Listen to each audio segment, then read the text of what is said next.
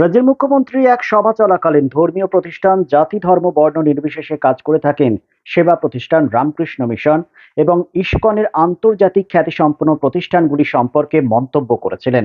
তার তীব্র বিরোধিতা করে হিন্দু জাগরণ মঞ্চের আসানসোল জেলা। মূলত তার মন্তব্যের তীব্র বিরোধিতা করেই বিক্ষোভ সমাবেশের আয়োজন করা হয় শহর আসানসোলে। বিষয়টি নিয়ে কি বলেছেন হিন্দু জাগরণ মঞ্চের সদস্যরা, শোনাবো আপনাদের। ওইটাই ছিল কালীর অভিশাপ। তাই একজন সংসদকে, ভারতবর্ষের সংসদকে ঘাড় ধাক্কা দিয়ে বার হতে হয়।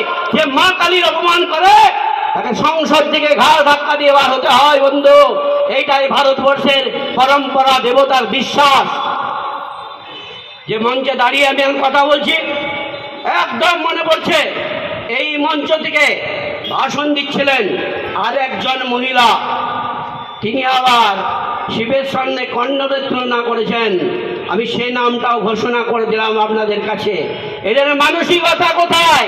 হিন্দু দেব দেবতাকে অপমান করা। বলুন তো বন্ধু, আমি কার নাম বলার জন্য এখানে দাঁড়িয়েছি? কার কথা বলছি বলুন? জোরে বলুন, কার কথা বলছি? সাইনি ঘোষের কথা বলছি। দেখো, আমরা আসানসোল শিল্পাঞ্চল থেকে ঘাড় ধাক্কা দিয়ে বার করে দিয়েছি। এটা আসানসোল শিল্পাঞ্চল, এটা তীব্র প্রতিবাদ করার জায়গা। এখানে হিন্দুদের হিম্মত আছে। আমি দুটো কথা বললাম বন্ধু। ধীরে ধীরে ধীরে ধীরে এরা হিন্দুদের অ্যাসিড টেস্ট করছে, দেখছে হিন্দু শক্তি কেমন আছে। আর যার কথা বলার জন্য এখানে আমি দাঁড়িয়েছি বন্ধু, আমার কষ্ট হচ্ছে, আমার লজ্জা লাগছে। আমার রাজ্যের মুখ্যমন্ত্রী নিয়ে আমি বলার জন্য দাঁড়িয়েছি। আজ আমি প্রতিবাদ করতে এসেছি। কার জন্য প্রতিবাদ করছি জানেন বন্ধু? আমার জন্য নয়, হিন্দু জাগরণের জন্য নয়, হিন্দুর জন্য প্রতিবাদ করতে দাঁড়িয়েছি বন্ধু। হিন্দুর হয়ে কথা বলার জন্য দাঁড়িয়েছি বন্ধু। তাই আজ যারা দাঁড়িয়ে আছেন, আপনাদের বুকের ফাটা আছে বন্ধু। এরপরে যে রাজনৈতিক নেতাদের থ্রেট খাবেন, তারপরেও আপনারা এখানে দাঁড়িয়েছেন। তাই আজ গুরুত্বপূর্ণ দিনে আপনাদের স্যালুট জানাই, আমি স্যালুট জানাই। কি বলেছে বন্ধু? বলছে আসানসোল রামকৃষ্ণ মিশন নাকি একটা আখড়া, রাজনৈতিক আখড়া।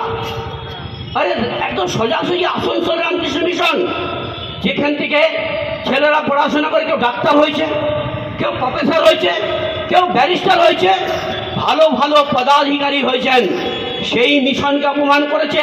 আর সেই শিল্পাঞ্চলে আমরা হিন্দু জাগরণ মঞ্চ করি। তাই তীব্র প্রতিবাদ। রামকৃষ্ণ মিশন আসানসোলকে আক্রমণ করার জন্য আমরাও গর্জে উঠেছি, আমরাও প্রতিবাদ করার জন্য দাঁড়িয়েছি বন্ধু।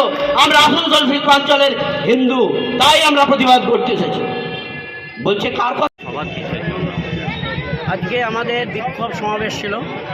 পশ্চিমবাংলার প্রশাসন প্রধান যেভাবে ভারত সেবা সংঘ, রামকৃষ্ণ মিশন, ইসকনকে ডাইরেক্ট আক্রমণ করেছে। আসানসোল রামকৃষ্ণ মিশনের নাম ধরে বলেছে। ভারত সেবা সংঘের একজন সন্ন্যাসী আমি ব্যক্তিগতভাবে চিনি, কার্তিক মহারাজ, তিনি সারাটা জীবন ভারতবর্ষের মানুষের জন্য সেবায় ব্রত, তার নাম ধরে রাজনীতি করছেন। যেটা চক্রান্ত চলছে হিন্দুদের হেয় করা, অন্য ধর্মের ভোটকে আর নিজের ভোট বাক্সের জন্য আনা, এই যে প্রচেষ্টা, তার তীব্র প্রতিবাদ করার জন্য আজকে আমাদের বিক্ষোভ সমাবেশ হিন্দু জাগরণ মঞ্চের তরফ থেকে।